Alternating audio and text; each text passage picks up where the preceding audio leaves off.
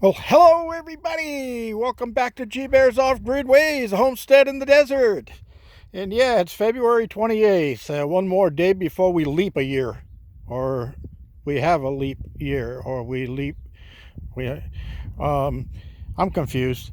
Anyway, I took the fine grade drag mattress through here today, and as you can see, I smoothed everything out here. And you see my footprints around here because I had to dig out the roots from this plant that was here, or the bush that was here. Those are called greasewood bushes that you see all around the desert. And I took out the roots that were over here also. And I ran the drag sled through here. I ran it around all the roads. I ran it out my road, a private road coming in. And I ran it all through all the other roads through here. Got everything nice and smooth and ready to go. So I can tomorrow I can get out here and measure out and drive some stakes, so where I'll know exactly where my extension's gonna go. And then all I have to do is wait for a little money to come in, and then I'll make a Home Depot run, pick up some more 4x4s. I'll need four of them total to do the centers of everything, like I did here. This is 14 feet in between, and I put a 4x4 there and a 4x4 there. Those are the strength to it all. And then I just used 2x3s in between. I was asked once before, when you buy the 4-foot rolls of this aviary wire, and you notice my finger won't even fit through that. This is nice stuff. But when you buy the 4-foot rolls in here, I was asked how to seam it when you want to put the two ends together. Well, you can take wire and you can lace it through. It takes a long time to do that. It doesn't give you a real secure connection. So what I did was, when I bought this one, I bought 6-foot wide rolls, not 4-foot wide rolls. So at 6 feet, I put a 2x4 cross member in. And it worked out because when I put the shade cloth on, it came down to exactly where I needed to nail them on here. So that kind of worked out to my advantage.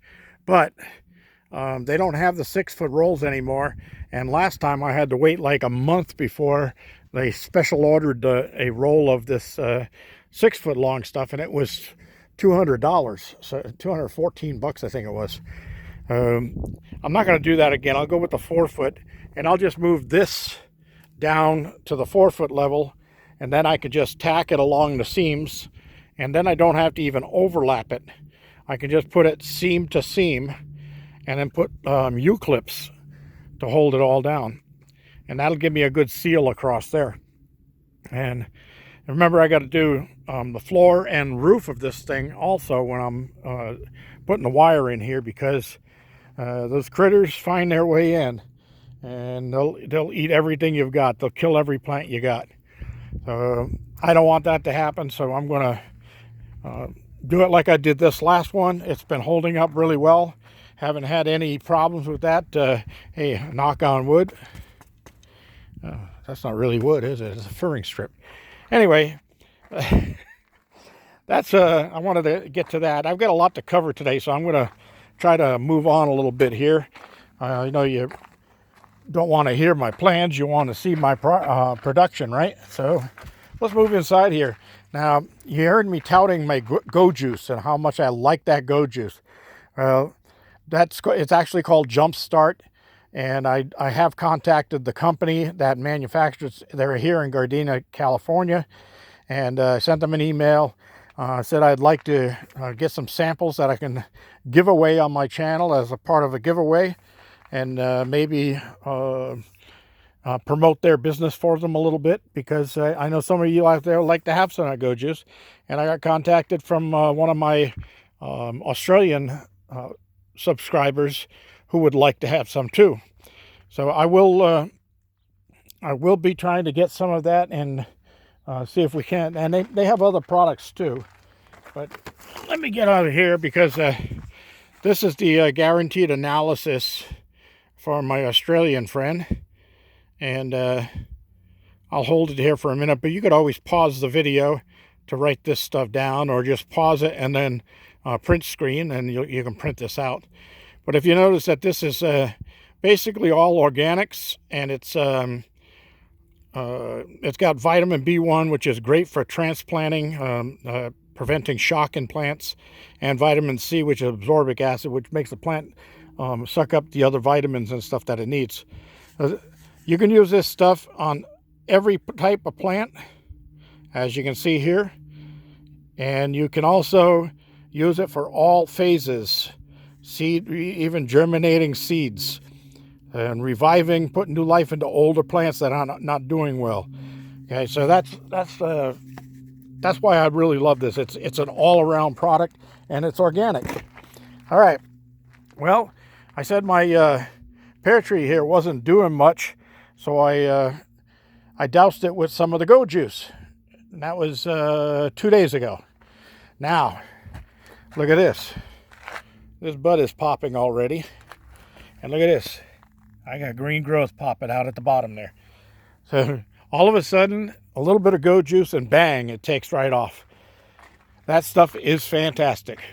All right, well, I got my corn in down there. Everything's looking really well in here, and there's a slight chance of some light sprinkles on Sunday. I'll believe it when I see it. They always say stuff like that and never gets here. And then I did transplant some of my tomatoes that I had in pots inside. I started from seed, and these are early girls. And I put this one in yesterday, and I put that one in today. And these were both the same size. This one is bigger right now because it's already liking it out here in this good soil. It's popping right up. Now, one thing about tomato plants, I'm sure some of you know this and others may not, but when you transplant a tomato plant and move it into the garden and want to move it into soil, you want to take off the bottom sets of leaves and bury them as deep as possible up to the next set of leaves as possible. And actually what happens is all these little hairs that you see on the stalks, they'll actually grow into roots on the ground if the soil gets up against them. I've seen some people with the bigger plants bend the stem and plant it in a long horizontal run. I don't like doing that because sometimes the plant grows up crooked, and other times you might break the stem, and there goes that plant. So I just dig a deep hole. And this soil here is 2 feet deep, so I got no problem with making a deep hole. And then I plant them all the way up to the next set of leaves, and they take off. So I also over there, I put in the burpee jumbos. So those just went in this morning, and we'll see how that gets going. I got flowers on the tomato plants still. Haven't set any fruit yet. All right, I'm going to move on up the line because I still have to do a bit on the van solar. For Jim H. wanted me to go over the solar I have in my van and how it runs power tools and things like that. Well, it's an overcast day today. The sun is behind the clouds. I've got 13.9 in the battery banks. No problem with electricity. The amorphous panels, these Harbor Freight amorphous panels, really do help in this type of just ambient sunlight.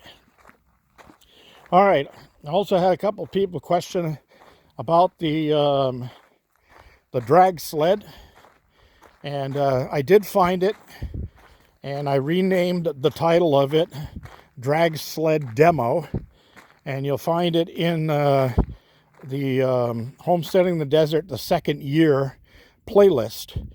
And I'll actually put the link to that video in the bottom of this video in the comment section, so you can go over and check it.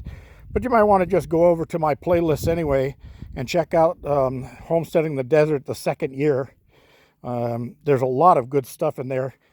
This is the drag sled, and I made this out of a old treadmill, and this thing weighs probably 250 pounds.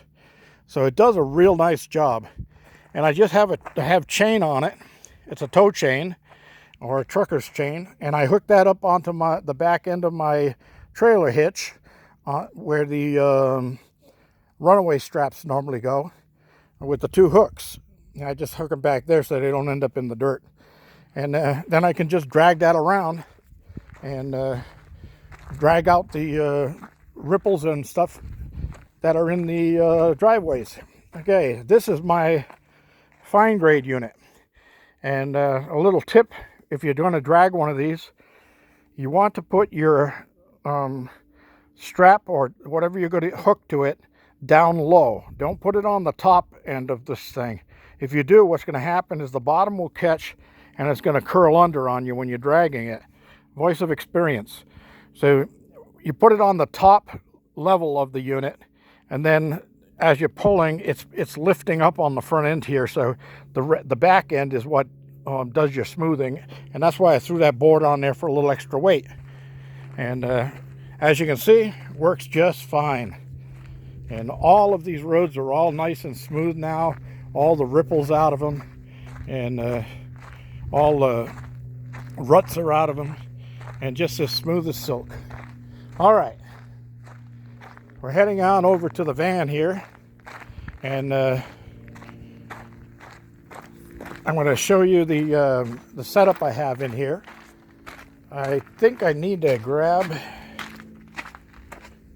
I need to grab the 6-foot ladder, which I have outside here.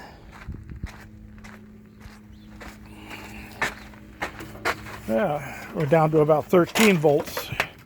Oops. Rake. All right. So we'll start on the solar panels. Give me a second while I get the ladder up here. I don't want to run too long on this, so I'm going to try to get through this quickly. All right.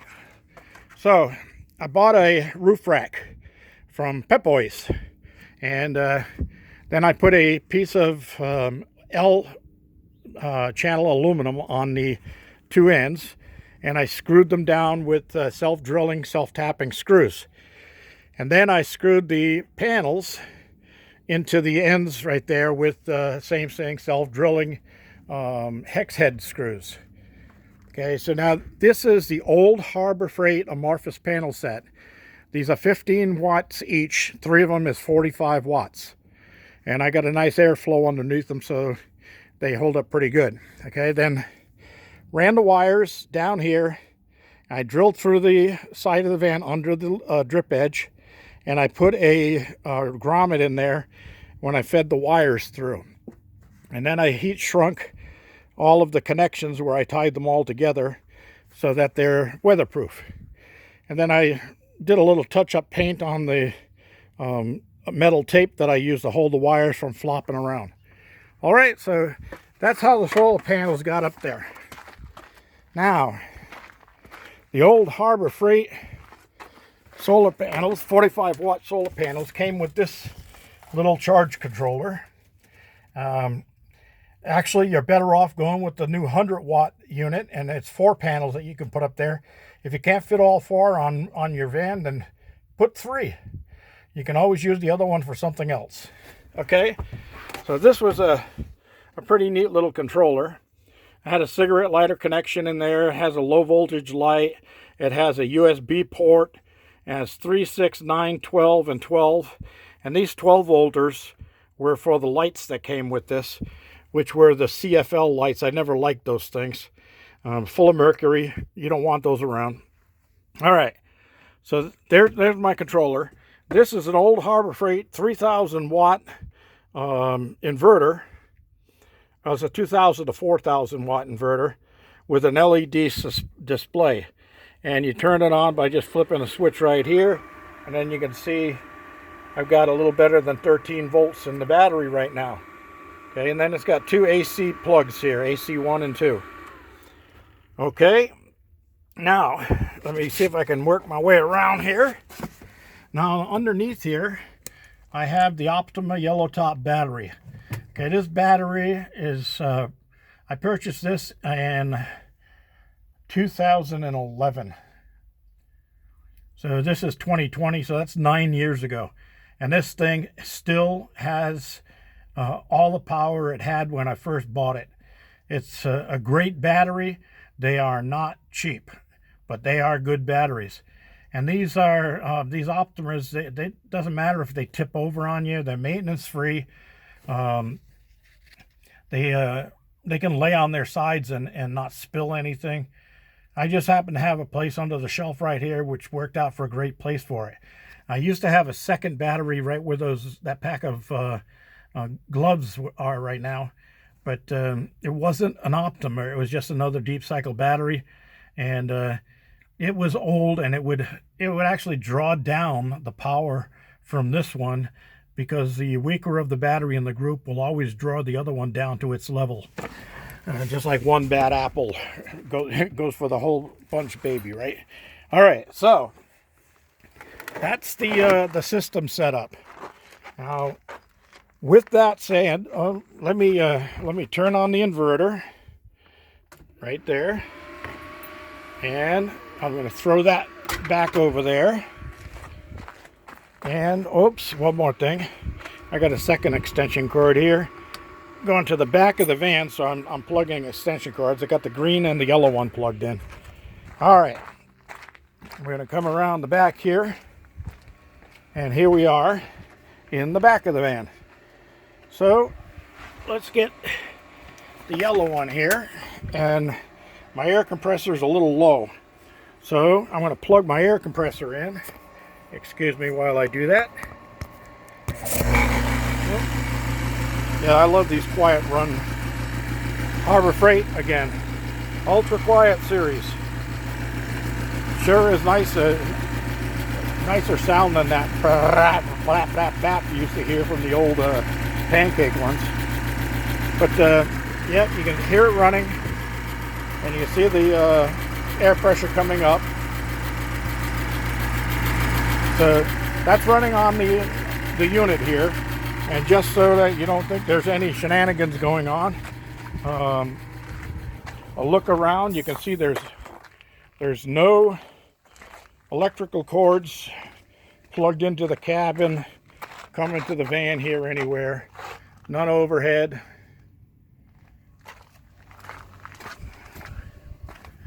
That's just for those naysayers, or the guys that don't have any inkling of a positive attitude, are going to say, oh, now that's some type of a scam. It's not a scam. There it is. It's up to its 120 psi. I got to reset this because I want it to go up to 135 psi, which it says it will do. So I'll do that down the line. For right now, let me unplug this, and I'm going to plug in my skill saw. Let's see. And this is a 12 amp skill saw, which is 1 amp under what my table saw is. I didn't want to roll my table saw out. Let me use two hands here. Okay, so I want to show you how this works.